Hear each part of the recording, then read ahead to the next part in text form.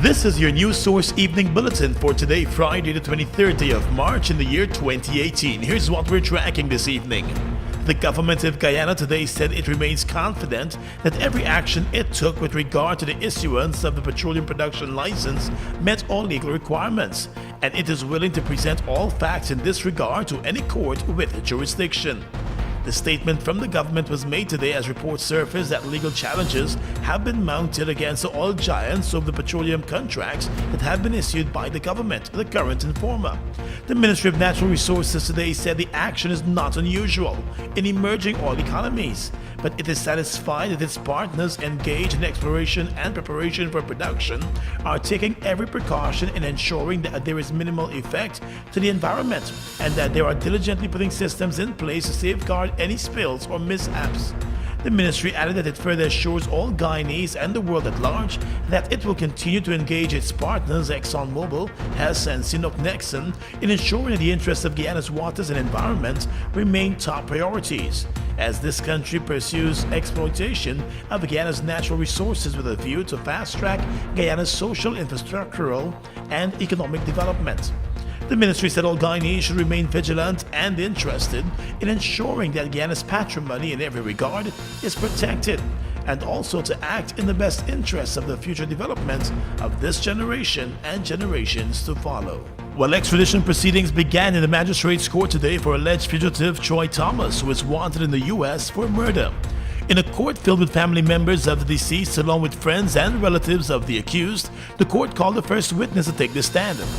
Also present in the courtroom this afternoon was a battery of lawyers, including Nigel Hughes, Darren Wade and Bernard De Silva, who all entered an appearance for the accused. On the other side of the courtroom, attorney Stacey Gooden represented the interests of the United States. Assistant Superintendent of Police Ian Alonzo took the stand, and during cross-examination he testified that on the day that the police arrested the alleged fugitive, that was done on the instructions of the crime chief. Alonzo was the only witness to take the stand today, as the matter was adjourned until Monday. In the wee hours of March 14, police ranks went to the home of the accused at Liliendal on the east coast of the Marara and effected his arrest. His girlfriend, Lolita Calendar, also known as Lola, was also arrested, but later released after a court appearance on another unrelated matter. The Guyanese-American man is wanted in New York in connection with the 2011 murder of Keith Frank in the same New York area. The two men reportedly had a confrontation outside a nightclub when Frank was shot multiple times. Thomas was identified as the assailant, but he reportedly moved to Guyana just after the incident and has not traveled back to the U.S. over the past 7 years. The United States issued an arrest warrant for him earlier this year after receiving information that he was hiding out here in Guyana. Let's tell you now that agro-processing and the food industry in Guyana will take center stage at the Uncapped Expo 2018. The event, which was first held last year, will once again bring together major companies in the agriculture and agro-processing fields. This year's exhibition is a one-day event which will take place on April 29 at the National Stadium. It will focus on marketing and the sale of local products and branding. The plan is now to stage, apart from the one event that we are promoting on April 29th at the stadium, is to stage multiple events across the length and breadth of the country, giving everyone an opportunity to see, touch and taste, and most importantly, to buy these quality products. Business Minister Dominic Gaskin pledged the support of the government and said he is very excited about Uncapped too.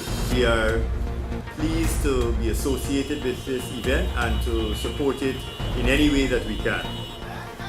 And it's important to note that our government sees the agriculture and agro-processing sectors as priority sectors, because we too understand that long after the oil has been extracted and there's no more left, we still need to eat and we still need to feed others.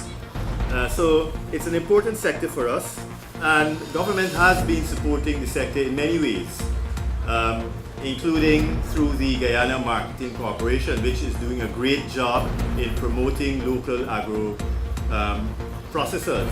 The ExxonMobil oil company has already indicated its support for the event and will be part of the exhibition, as it also supports sponsorship of the event.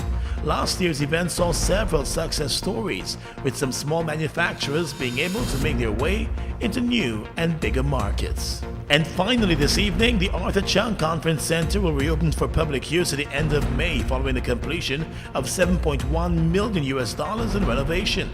The repairs and upgrading work came shortly after the facility was forced to close its doors to the public back in 2016 after several defects made the building unsafe for staff and the public.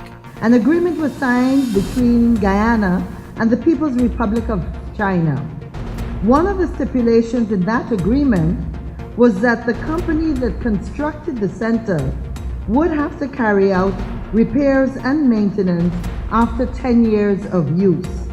That company is China Civil Engineering Construction Company. Those 10 years were up in 2016.